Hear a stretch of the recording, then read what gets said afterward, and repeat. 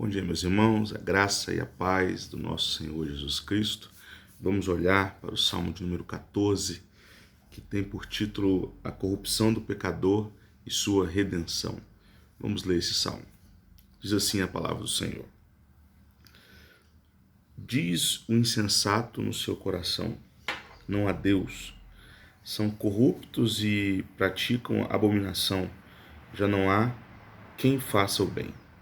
Do céu, o Senhor olha para os filhos dos homens para ver se há quem tenha entendimento, se há quem busque a Deus. Todos se desviaram e juntamente se corromperam. Não há quem faça o bem, não há nenhum sequer.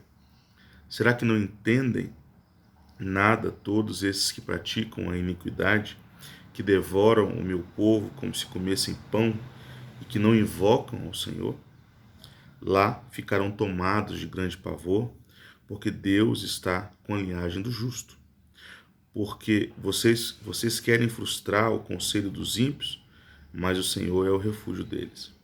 Quem dera que de Sião viesse já a salvação de Israel, quando o Senhor restaurar a sorte do seu povo, Jacó exultará e Israel se encherá de alegria. Esse salmo é um dos eventos curiosos do livro de Salmos, porque tanto o Salmo 14 quanto o Salmo 53 são salmos praticamente idênticos. Nas nossas traduções, se você lê o 14 e lê o 53, você vai ficar com a sensação de que simplesmente foram salmos que foram colocados aqui em duplicidade, né, que são salmos repetidos.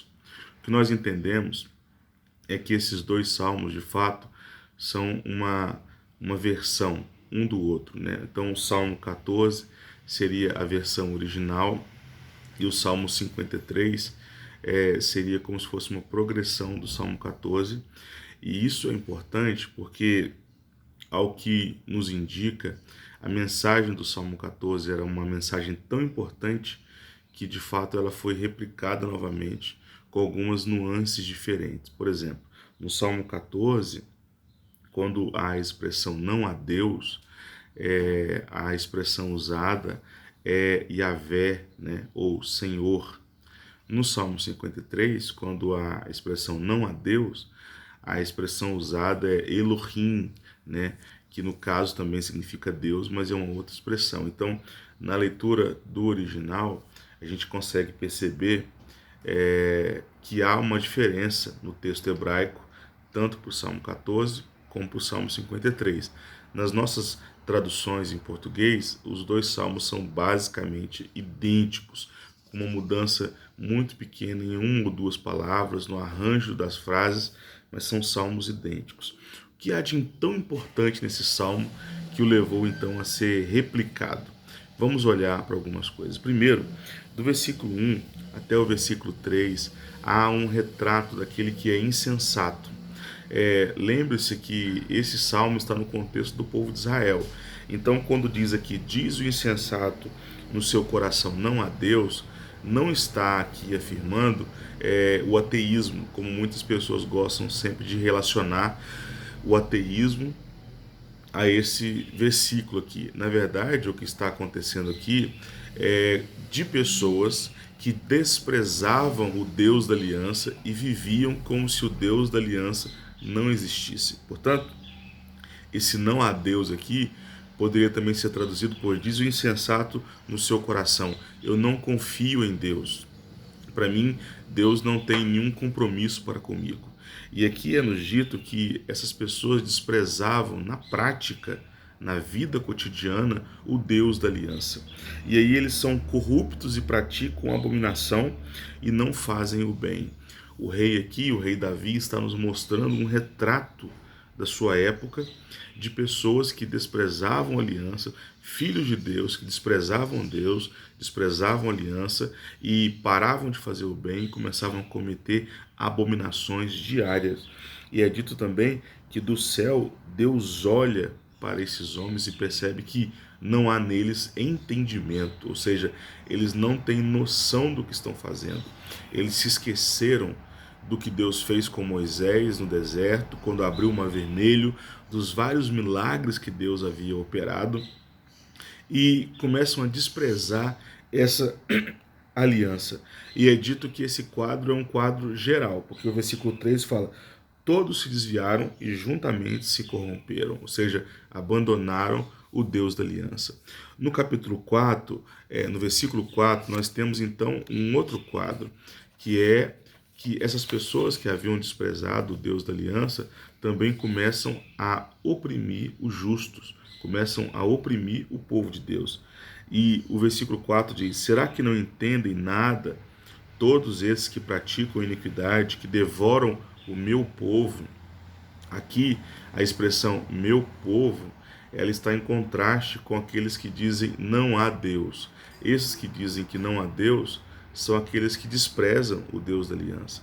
E aqui o contraste é com aqueles que aceitam o Deus da aliança, aqueles que continuam crendo no Deus da aliança, e esses são chamados de meu povo, né? Mas aqui é nos mostrado também que aqueles que estão em franca desobediência ao Senhor estavam oprimindo aqueles que de fato eram justos, aqueles que buscavam ao Senhor. E é interessante que quando chega no versículo 7, Davi faz uma oração, uma petição a Deus em favor dos justos e diz: quem dera que de Sião viesse já a salvação de Israel, quando o Senhor exultará, restaurará a sorte do seu povo, Jacó exultará e Israel se encherá de alegria. Esse lamento, ele foi de fato plenamente respondido com a vinda de Jesus Cristo, porque Jesus Cristo de fato restaurou a salvação em Israel, lembrando apenas que não apenas para o Israel étnico, né, não apenas para o povo judeu, mas para o Israel de Deus, que nos inclui também, né? Nós somos restaurados em Cristo Jesus. Esse salmo nos ensina algumas coisas muito importantes no dia de hoje. A primeira delas é que há muitas pessoas que são cristãos, que vão à igreja e têm Bíblia em casa, que vivem uma vida como cristãos, mas que de fato, na sua vida prática, dizem isso: não há Deus. Vivem como se Deus não existisse, vivem desacreditando das obras de Deus. Como eu gosto sempre de repetir, há uma diferença muito grande entre dizer que Deus é soberano, que Deus está no controle de tudo, e de fato viver isso na vida.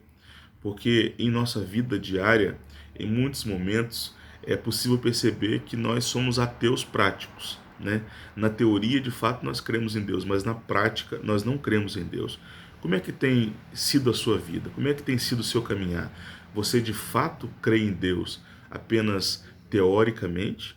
Ou você também crê em Deus na prática, no dia a dia, você vive crendo em Deus? Aqui é dito que eles são chamados de insensatos. Esses que dizem: ah, não há Deus, ou seja, Deus não está preocupado comigo, Deus não está olhando para a minha situação, eu vivo da minha forma, fazendo os meus esquemas, fazendo o meu jeito de agir, mas eu de fato não acredito em Deus. Como é que você vive?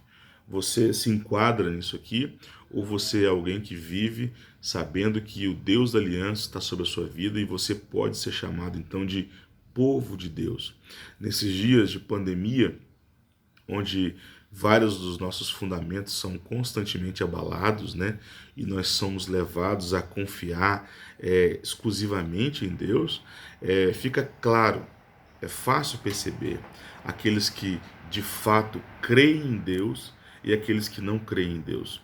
Aqueles que de fato creem em Deus, aqueles que confiam em Deus, são aqueles que estão sempre voltados para a palavra, estão sempre voltados para a oração, estão sempre voltados pelo anseio, pela vontade de estar na igreja, de estar no culto. Mas há aqueles que nesse momento vão se afastando mais ainda da leitura da palavra, vão se afastando mais ainda da oração, vão se afastando mais ainda do desejo de estar em Deus, mas na teoria, quando falam ou às vezes postam versículos, creem em Deus, mas na prática vivem como se não crescem.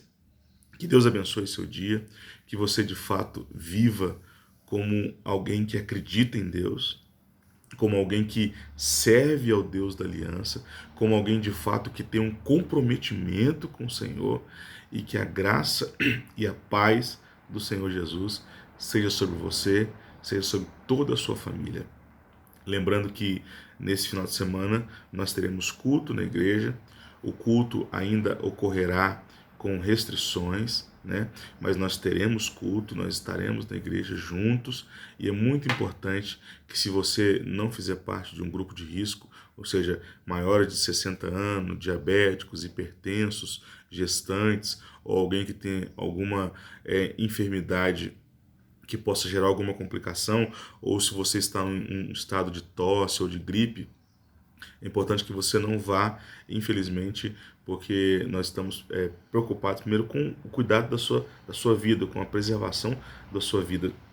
Mas, mesmo assim, nós teremos também uma atividade virtual online. A pregação será disponibilizada para todos os irmãos que não puderem estar na igreja. Mas se você puder estar na igreja, se você não faz parte desse grupo de risco que eu citei, né, que são os maiores de 60 anos, aqueles que têm alguma enfermidade como diabetes, hipertensão ou qualquer outra enfermidade que possa trazer complicação com, a, com o Covid, não vá à igreja.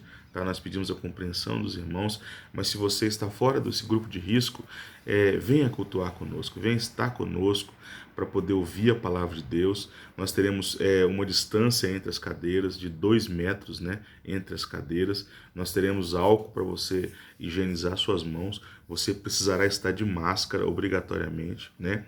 E assim que terminar o culto, a dispersão será imediata para que não haja aglomeração, tá?